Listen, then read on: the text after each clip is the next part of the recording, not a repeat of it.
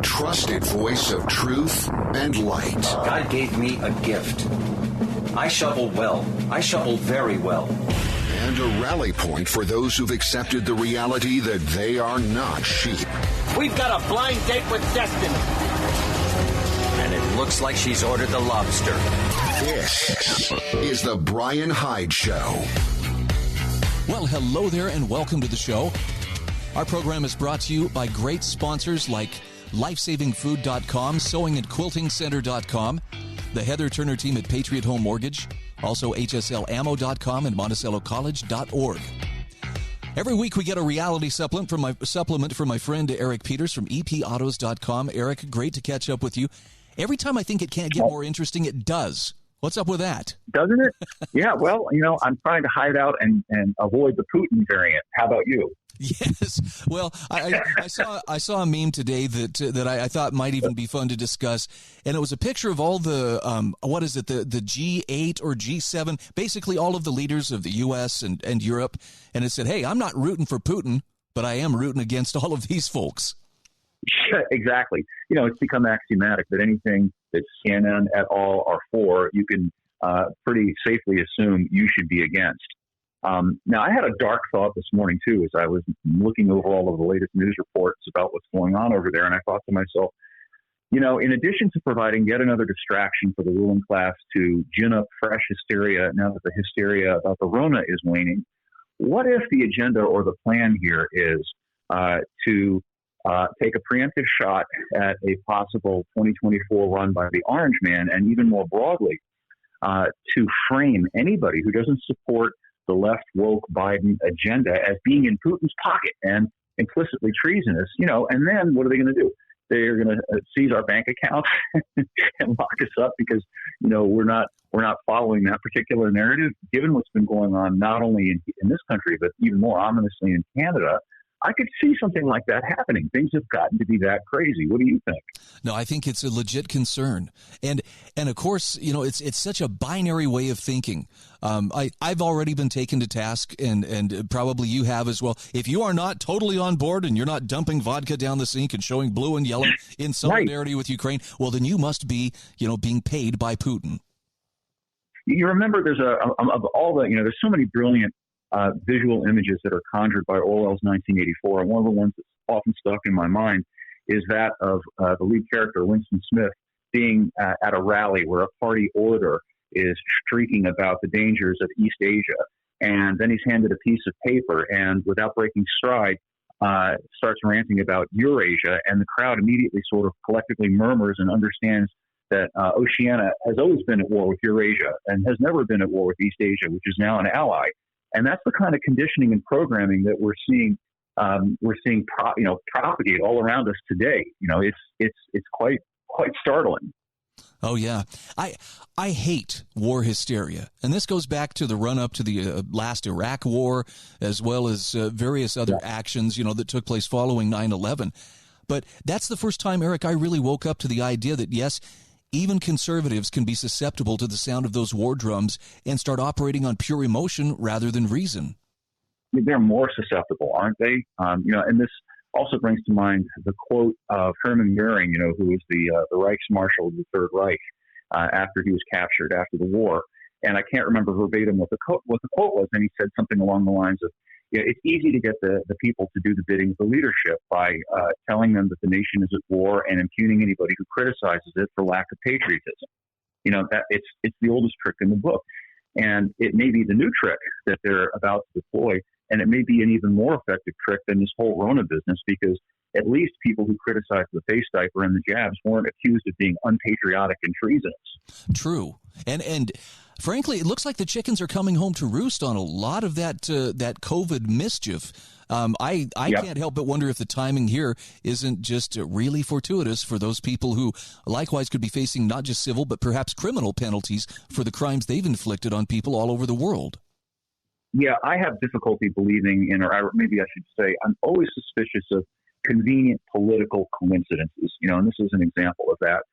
We have the bluest of blue states rescinding a lot of their face diaper mandates. I think the most recent being Oregon and California rescinded the diaper mandates for kids in school.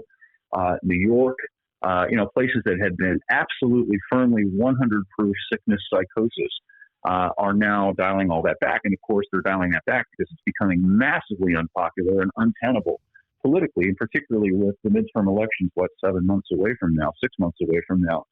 So they sense political disaster, and they're having to do that. But that creates a problem, because now people are going to relax and begin to question and say to themselves, well, wait a minute, why did you put us through all this for the last 2+ years now? I think maybe somebody needs to be held accountable for that. And that's when you suddenly realize, well, maybe they need a war to distract everybody from all of this stuff. And this particular war is one that's incredibly dangerous, because you're talking about Russia, the former Soviet Union, or at least big chunks of it, that has nuclear weapons. And this sort of thing could very easily get out of hand. I read a news report this morning. I think it's the EU is trying to get the U.S. or NATO to commit to establishing a no-fly zone over Ukraine. And you can imagine how well that could work out. Oh, yeah. Well, and you have European Union member states now very openly providing weapons and money to Ukraine. And, yeah, if the catch being, if one of those NATO allies gets drawn into this conflict, then they all get drawn into it. Sure. And I'm gonna say something here that's gonna get me put on yet another watch list and probably have me locked up for being a treasonous supporter of Vladimir Putin. But people in this country are historically amnesiac. Yes. Back in 1962, the Soviet Union attempted to put missiles right on America's doorstep in Cuba, and that was considered completely unacceptable. And there was almost a war over that until saner heads, Kennedy and Khrushchev, were not psychopathic maniacs, and even Khrushchev. And they decided, it's not worth burning down the whole world over this. And so they came to an understanding and dialed back. Well, here we are asserting that NATO, it's a military alliance, it's okay for Ukraine, which is right on the border of Russia, to join a Western military alliance. And implicit in that is that Western troops and missiles could be put right on Russia's doorstep. And naturally, Putin objects to that. And the only thing that he has demanded, as far as I can tell, is some kind of commitment to neutrality, that Ukraine not get involved with NATO. And on that basis, there would be negotiations. Somehow that's considered outrageous and terrible. And I have great difficulty understanding why. And I find myself in the weird position of defending Putin against the administration of the United States. Ah, so you are a traitor. And on his right, there you go. Right. That makes me a Putin smuggler, I guess. Eric. And I may be wrong. I may be wrong about this, but I'm pretty sure that there were some conditions attached to Ukraine departing from the Soviet Union, and one of them was that it would not join NATO. And there were assurances given, I think, by Clint Tegula back in the day, back at the time, that no, we will not encourage or accept the Ukraine if Ukraine decides it wants to become part of NATO, because we recognize that that's something that Russia probably can't tolerate. And now, of course, that's just been chucked into the woods too. I'd like to get your reaction, Eric, to the depth of propaganda that we're seeing right now. I know you are a very suspicious observer of what goes on. You have paid close attention, and I think you're probably better than many at recognizing propaganda. Have you ever seen anything like what we have experienced over the last 3 to 4 days? No, I have not. And I see an upside to it because it's so shrill and hysterically and obviously one-sided. I think it's just accelerating this general migration away from the quote-unquote mainstream media, which nobody trusts. Whether you're on the left or the right, practically nobody trusts what these people have to say, and with good reason. They're so obviously partisan. Anybody who wants to get any kind of straight dope about what's actually going on, get factual information, and form an opinion based on the facts, is looking elsewhere. The whole thing is sliding into disrepute, and this is positive. Just as one of the few silver linings of the dark cloud of the past 2 years with regard to the Rona mania is that the entire medical apparatus has now come into disrepute, and people are suspicious of it and mistrustful of it. And I think that's positive. Okay, I'm glad you're seeing the silver lining. I'm looking, and it's there, but I'm having a hard time seeing it just out of the sheer overwhelming falsehood. And it's coming from all sides. It's not just, Russia. It's not just Ukraine. It's coming from every side. Every side. Well, every side except for those non-mainstream sites where you will find some thoughtful analysis and considered opinion about what's going on. Of course, that's more nuanced, and people don't like that. As you say, use the word binary. The typical Homo Americanus wants that binary left-right kind of thing where, there's no middle ground, there's no gray area. It's, America, yay, we're right, they're wrong. Anybody who questions us is with the evildoers. Sure. Hold that thought, Eric. We're going to have to take a quick break. When we come back, I'd like to touch on a couple of other current events. I also want to pick your brain about some things of automotive importance. Sure. I think I know where we're going. Yes, in particular, I'd like to have you help my audience recognize when the local constabulary is out and about amongst us in traffic. All right, Eric Peters from epautos.com is my guest. There is a link to his website in the show notes, which you'll find at thebryanhydeshow.com. Stay with us. We'll be back just the other side of these messages.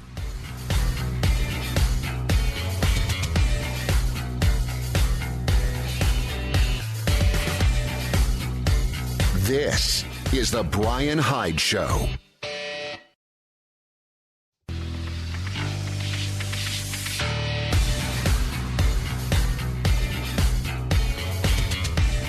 This is the Bryan Hyde Show. Hey, welcome back to the show. Eric Peters from epautos.com is my guest. And Eric, there are a couple other current events that I wanted to touch on. I wanted to circle back to the COVID revelations. Mm-hmm. Some of the things, look, the narrative has been pushed so hard for so long, and I know you have been very steadfast in pushing back against it. And I have to ask, are you feeling any sense of vindication as slowly but surely these things are dropping, the mandates and everything's being walked back? Yeah, absolutely. Objective reality has a force all of its own.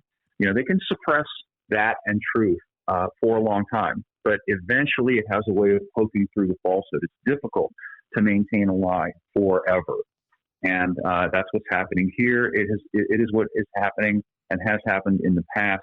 And that's why I've always been optimistic and confident, even in the darkest periods, that eventually, who knows how long, but eventually we would get through this if we just hung tight. And I'm ecstatically grateful that in this country, at least, a very large percentage of the population did resist, didn't diaper, and more importantly, didn't get the jab. And I think that was the pivot point. That was the critical thing. If they had succeeded in getting 90% of the population jabbed, it would be very, very difficult to get the truth out because there wouldn't have been a control group anymore. It would have been much harder to suss out whether people were being injured by the vaccines, for example, and also whether natural immunity worked and whether people who were in good health who chose, I'm just going to rely on my body to protect me from this because it seems like the reasonable thing to do. Well, they've been vindicated. And, thank God for that. And it's just each day that goes by, I think more and more truth is coming out, and that's good. But it's also dangerous, per our earlier discussion, that because this whole thing is unwinding, the people who brought it to us are really panicking, I think, and they are desperately trying to figure out some way to gin up a new distraction to prevent themselves from being held accountable. Well, and like you said, also to marginalize and isolate those who would hold them to account for what they did. What better way than accusing them of being, traitors and acolytes of Vladimir Putin? Yeah, it's the same because, it's the same cohort, isn't it? It's the critical thinkers, the ones who don't respond emotionally and reflexively to this hysterical fear propaganda and who step back and say, well, wait a minute, I want to have some more facts. I want to understand this more completely and fully before I come to some kind of a conclusion about it. It's exactly the same kinds of people who question the diapers and who question the jab, who are questioning what's going on now with regard to Russia and the Ukraine. What was it? George Carlin, the great comedian, said, what they don't want are critical thinkers. What they want are obedient workers. That's the dividing line that we're dealing with now. Okay, I'm going to shift gears now. I want to talk about something that I know is on people's minds when they're driving, and that is, am I going to get pulled over and get a ticket? And you had a recent article about swine sussing that I thought was actually very, very useful. Let's talk about, besides obey the traffic laws, talk to me about some helpful strategies for a person to avoid the long arm of the law. Well, sure, but let's preface it with something. I don't want to get framed as being anti-police because I'm not. I just wish that police would go back to proper policing, meaning going after people who actually hurt other people, people who steal, people who attack other people, those kinds of people. Instead, we've got a lot of cops who are out there collecting revenue and doing so on the basis of these pretextual stops. That's a term that they themselves use. It's not enough to just obey the traffic laws anymore because there are so many laws on the books that if a cop wants to pull you over, he's going to pull you over. That's the bottom line. You can be ticketed for literally dozens, if not many dozens, types of different things. So therefore, in order to avoid all that, I think it becomes very important to sort of build up your own internal radar system by learning to look for the types of vehicles that cops tend to use, so that if you see them, you can kind of fade back into traffic, avoid proximity, and thereby avoid getting a ticket. But it starts with awareness, and this is what I found so useful about your article. I don't know if my wife sees it as my superpower, but she has often commented when we're driving along, and I'm like, oh, there's a police officer there, there's a trooper, Mm-hmm. She's like, how do you see these? And I tell her it's because I'm actively looking for them. Now, that doesn't mean I'm actively, being reckless, but I'm trying to be very aware of where they are. You're being prudent. I mean, the things are so ridiculous out there now that technically, for example, speeding, what does that mean? Well, it means exceeding by even 1 mile an hour, whatever the statutory posted speed limit is. And of course, everybody does that because you're practically forced to. The speed limit is set so low that if you obey that law, you're creating a bottleneck and calling attention to yourself for that, and then more likely to get pulled over for that than potentially for speeding. But the way to avoid all of this is to keep up to date with the types of vehicles that police drive. We're lucky in this country in that they drive a relatively small handful of specific kinds of vehicles. It's not just any vehicle. So once you learn the kinds of vehicles that they tend to drive, for example, the Ford Explorer SUV is very popular, the Chevy Tahoe, and with regard to cars, it's the Dodge Charger, sometimes the Chevy Malibu and Impala. You can eliminate all foreign brand cars. Now, they do not drive Hondas, Toyotas, Subarus, any of those kinds of cars. You can eliminate a lot of different kinds of cars that I get into in the article. And once you do that and learn to identify the potential cop, you can greatly reduce your odds of ever having to deal with a cop. Yeah, and that awareness too. I mean, look, there are some places, and I'm looking at Utah with a bit of a jaded eye, where the police engage in a bit of trickery, and they will sometimes put unmarked police vehicles out there, which are not, a Ford Explorer or a Dodge Charger or something like that. And I've seen a couple of them. Sometimes it's pickup trucks, that are or carefully. Mustangs or Camaros. They use those sometimes too. Oh, nice. But I've yet to see a police officer in a Prius. Yes, exactly. You're totally safe on any Japanese model. They, as far as I know, I'm pretty 100% certain of this. No American police department uses any Japanese vehicles, and actually, it's illegal for them, unlike in other countries, to use vehicles that aren't known to be police type vehicles. In other words, some guy rolls up behind you driving a Prius and flashes a wag light at you. You can safely assume it's not a cop, and you have a solid standing to not pull over because people know that, hey, cops don't drive Priuses. This guy could be a serial killer. That's one of the reasons why most departments are required to have specific police type vehicles. Now, of course, there are unmarked ones, including in my area, there's a Mustang that cruises around, and it was probably seized as one of these drug cars. But even then, there are signs. If you look carefully, as you know about this, at the grill of the vehicle, up front or in the back, usually the windows are tinted, but sometimes if you look carefully, you'll see the outline of their wigwag lights, the little red and blue lights that flash when they want to get you. And funny antennas that you don't see on run-of-the-mill generic cars owned by people like you and I. Now, you also, I know, have been a strong proponent of it's worth your time to have a radar detector. Why is that? Well, a radar detector serves a couple of purposes. One, obviously, it alerts you to the presence of a potential radar trap, but it also alerts you to the presence in the general vicinity of police. Radar is diffuse. It's not like laser that focuses on a particular point. When a police radar unit is emanating that radar signal, it sort of radiates outward from the car, and it gives you early advance warning. Hey, there's a cop in this general area. I'm going to fade back into traffic. I'm going to make myself not noticeable, and I'm not going to be the one to get the ticket. And by the way, speaking of that, try not to be the first car in a line of cars. And if possible, if you're in the market for a car, and this is just my personal advice, I would avoid buying a car with a flashy paint job. I would avoid, obviously, getting, even though this is awful to have to think this way, any kind of a known offender car, like a Camaro or a Mustang or a Corvette. I mean, I love those cars. I get to drive them for my for evaluation purposes when I do my new car reviews. But it's kind of frustrating. Right? You drive this car, and when you're driving a Corvette or a Porsche or anything like that, if you're driving 57 miles an hour in a 55 zone and there's a cop nearby, who do you think he's going to be looking at? Oh, yeah. His eyes are drawn to you. Eric, Yep. I so appreciate having you on the show each week. Thanks again for being my guest, and just thanks for keeping an eye on things and keeping your readers and my audience informed. Absolutely, and thanks for having me on, Brian. I always appreciate it. All right, we'll take a quick break. We'll be back right after these messages.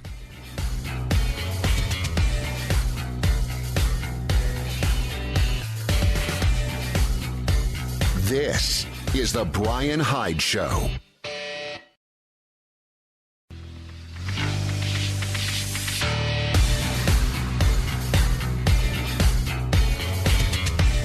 This is the Bryan Hyde Show. All right, welcome back to the show. Our program is brought to you by great sponsors each weekday, including lifesavingfood.com, monticellocollege.org, sewingandquiltingcenter.com, and hslammo.com, as well as the Heather Turner team at Patriot Home Mortgage, located in St. George, Utah. So, it didn't take very long. I was, I expected after yesterday's program, you're going to get some pushback. Somebody's going to take offense at, the fact that you're questioning the narrative here. And sure enough, got this message from a listener. Says, hey, you're kind of sounding a lot like Kate Dalley regarding Ukraine. She and her investigator, Dave, have fallen for Russian propaganda, and so have you.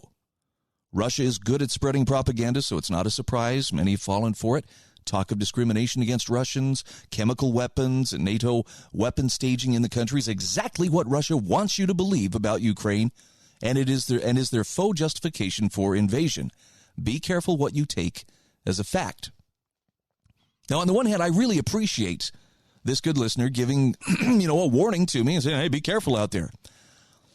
On the other hand, this kind of proves the exact point that I was trying to make, which is just because I'm questioning the narrative does not mean that I have taken up, Putin is not slipping me some rubles. Hey, Brian, say a few nice things about the motherland. Or, I guess the thing is, not believing either side is not the same thing as taking the side of whomever you happen to be against. And I'm sorry if that sounds like I'm scolding. I appreciate the concern, but I think most people just don't recognize how conditioned we are to snap into that binary mindset of, you're either with us or you're against us. Look, I remember this so well. Following 9/11, I remember the transformation. This was when my own awakening actually took place. That was when I recognized for the first time, hey, all those vaunted conservative values that W was going to uphold for us, and, thank goodness he pulled out that victory in 2000 over Al Gore, because we finally got a good president, a president who would stick to the Constitution and not, go off crazy like the Clintons did, seeking all these different ways to circumvent limits on government power. Nope, not at all. And for me, the worst part was so many good conservatives were just right there cheering it on. Well, of course, we have to have exceptions. The Constitution's not a suicide pact, and rah, rah, rah.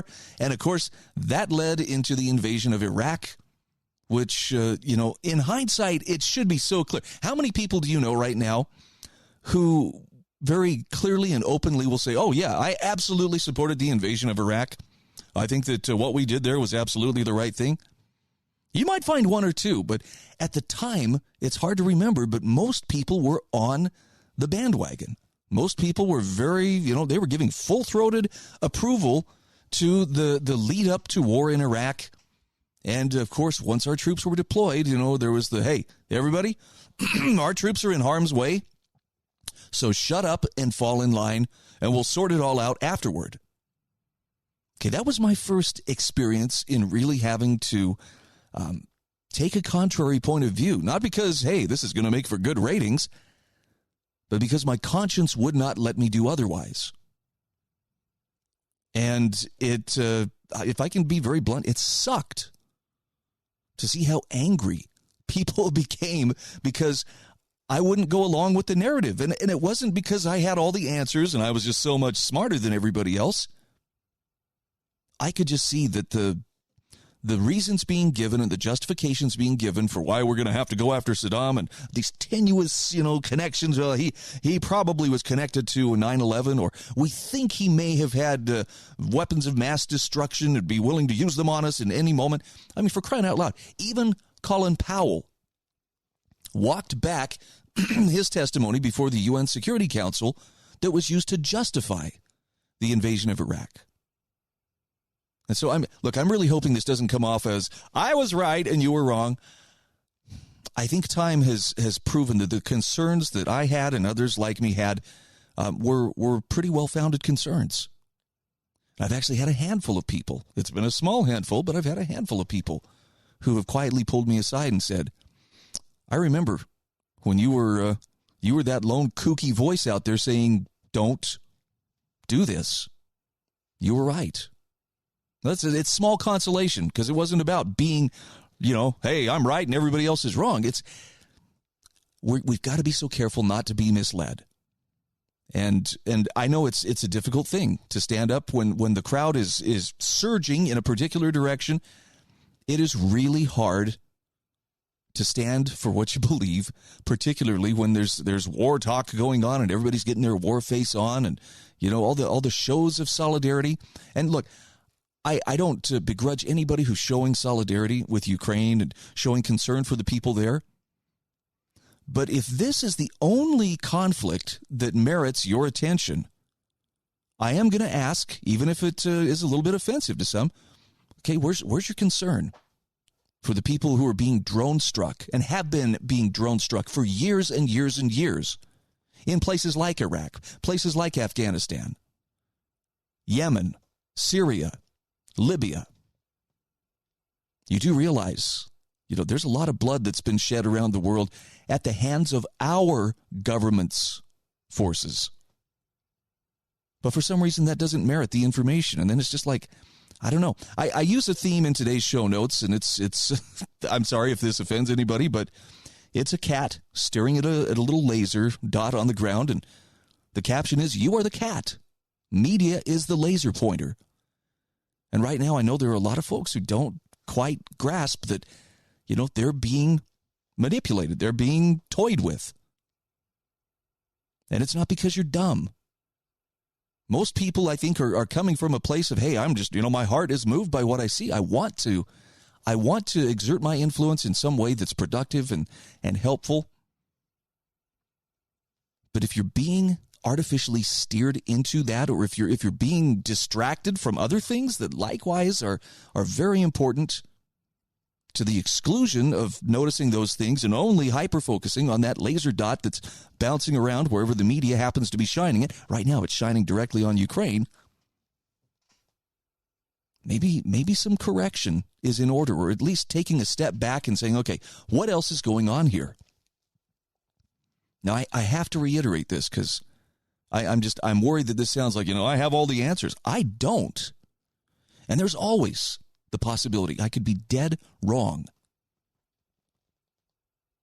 But if I think I see something that is not quite right, I'm not going to just shut up and obediently fall in line and, I'll just go along because it might upset some people if I were to say something. I can't do that. My conscience will not allow me to do so. And, you have the option. You can always just, switch this off. I'll go find something else to listen to. I'll go find something to listen to that makes me feel good. I don't blame you. But I also know there are people out there who are like, look, I'm just trying to get a straight take on what's happening, and I don't know who to trust. And this is where I'm hoping that willingness to suffer a little bit for my beliefs is where you can start to see I'm willing to stick my neck out. I'm willing to be misunderstood or misrepresented. I'm willing to be called a Russian stooge. Although if Putin's going to pay me, I'd sure like to see it sooner than later because I think they're in pretty big financial trouble. But nonetheless, trust takes a long time to develop. It can be destroyed very quickly. And I'm not trying to play a victim here when I tell you, yes, it's hard when people are disagreeing with you. I remember at one point where going to work was just like, oh boy, time to make the donuts, because basically my show for weeks on end consisted of, all right, let's open up the phone lines, and it was call after call after call of people. What the hell are you thinking? Why don't you get with the program? Yeah, it was a fun time, to be sure. And it was interesting in that it actually opened some doors that I probably hadn't counted on being opened. Mainly because I literally had people gunning for my job. We've got to get rid of this guy. We got to find a way to get him out of here. I'd like to think like Obi-Wan. They struck me down. I only became more powerful than you can possibly imagine.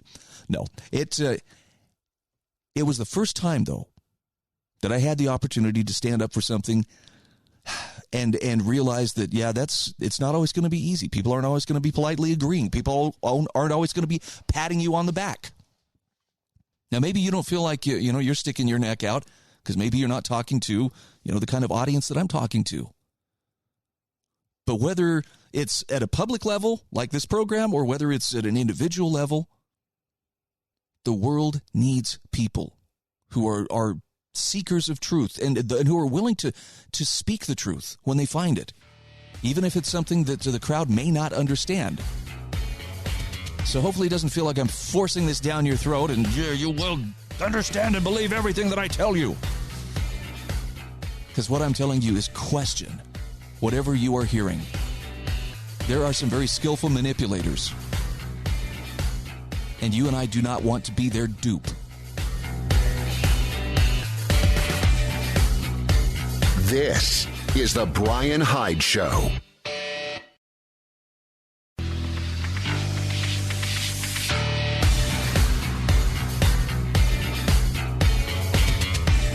This is the Bryan Hyde Show. All right, welcome back to the show. Our program brought to you by LifesavingFood.com. Wow. Kendall has really put together some great deals for my listeners. You really should click on the link in the show notes at thebryanhydeshow.com. Again, LifesavingFood.com. Lots of great grab-and-go buckets from ReadyWise. 45% savings off the retail price and free delivery.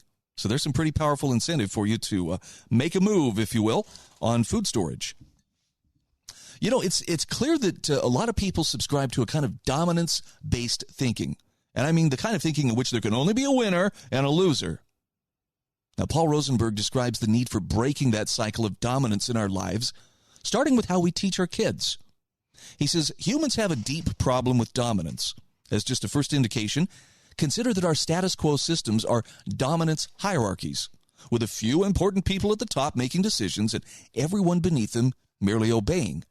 And we complain about this incessantly. We try to create rules to keep it from abusing us too badly, but most of us never consider changing the structure. That is, we all know the dominance hierarchies of the world are sources of pain and frustration, even of destruction, but we don't look for alternatives. Now, he says, clearly there's something wrong here. It's simply not sensible to suffer without at least trying one alternative after another, actual alternatives, not just new faces in the same old structure, to see if we can find one that hurts less. The dominance hierarchy is the model of primates, of baboons and chimpanzees. That we should be following the same model century after century without seriously questioning it, well, that should give us pause. And he says what's more important for this discussion, however, is the way this model impinges upon our children, and particularly the way it's passed along to them. And the primary way that it's done is with our patterns of speech. Now, this is a big subject, so he says, I'm not going to try to cover every aspect of it here, but consider the assumptions behind our ways of speaking. Once almost any sort of argument forms very quickly and without any conscious choice to do so, we jump into a fight for dominance. We've all experienced this. A disagreement over resources, even trivial resources like a toy or a remote control or a piece of cake, pass instantly into a fight over who's the right one and who's the wrong one. We hurry to specify degrees of wrongness before considering solutions, like perhaps taking turns.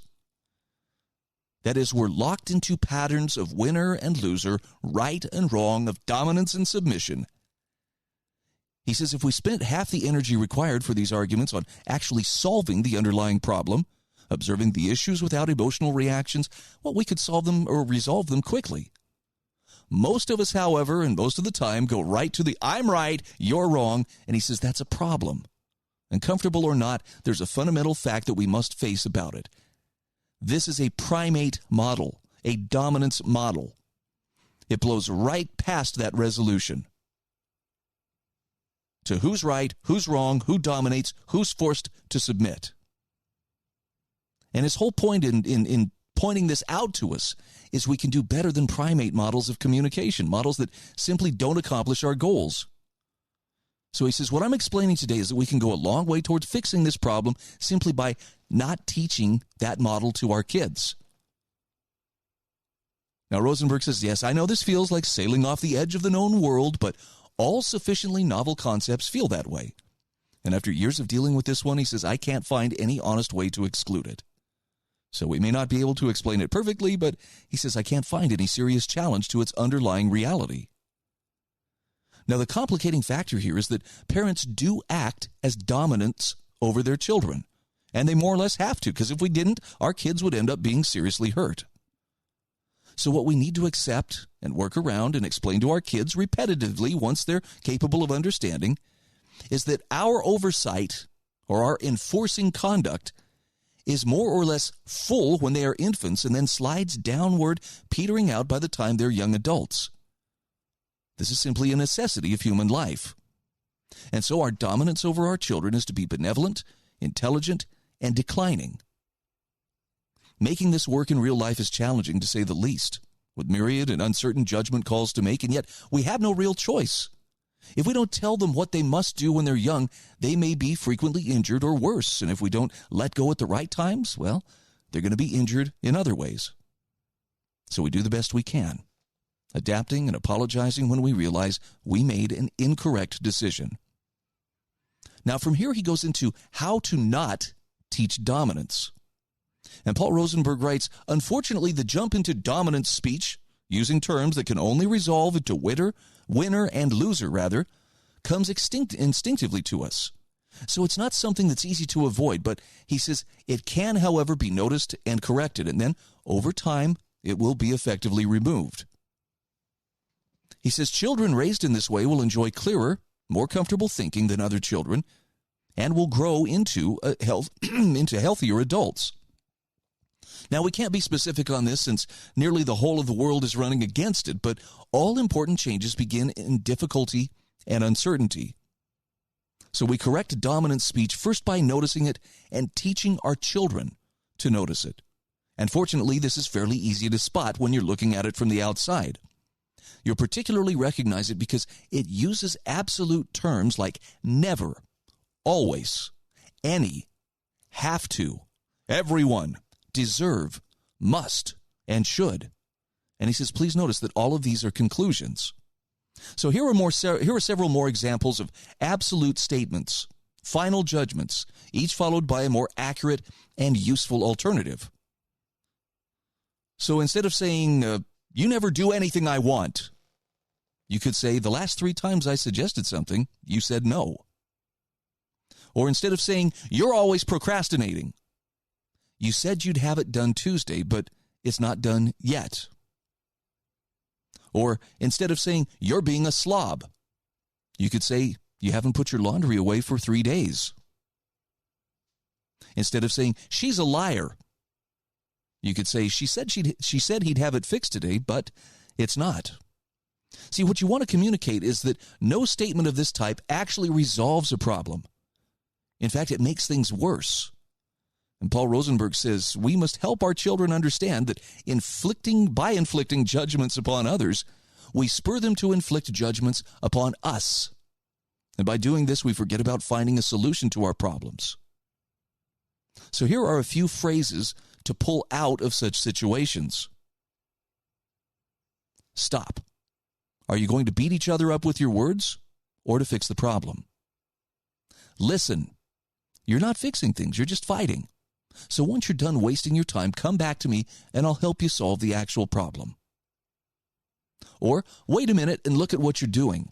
You're not fixing anything. You're just biting and clawing at each other. Now, if you can let go of that and think about what each of you actually needs, I think we can fix this right away. I like this next one too. Let me ask you something. Are you making a request or a demand? And finally, how about this? Rather than telling her what you don't want, tell her what you do want. And you tell him what's preventing you from giving it to him. What do each of you really need? Now, Paul Rosenberg says you'll notice that in each case, the first step is to somehow pause their thinking, because this kind of fighting is sub-rational. That is, it's spawned by instinct and only then uses facts and arguments, but as weapons. Once you stop that, reason can return. And I know we're talking about this in the context of, this is what we're teaching the kids, but, I mean, are you like me, seeing that this could apply to us as adults too? Okay. He says, try not to condemn children for doing this because it's an inherited human weakness and it's not something to feel inferior about. What matters is to step away from the assignment of blame, even blame to yourself, and to return to direct and reasonable thinking. And once your children get firm on these concepts, you can laugh about your silly instincts. By the way, laughing at oneself is often a very healthy thing. Now, he says, as I noted earlier, these are things that the world doesn't do, and that means that we're early. Or said differently, we're among the first to recognize a primitive error the rest of the species is making. Now, this isn't a particularly comfortable position to occupy, but it gives us an absolutely essential role to play. It is precisely by persisting in such efforts that we improve the world, that we improve our species.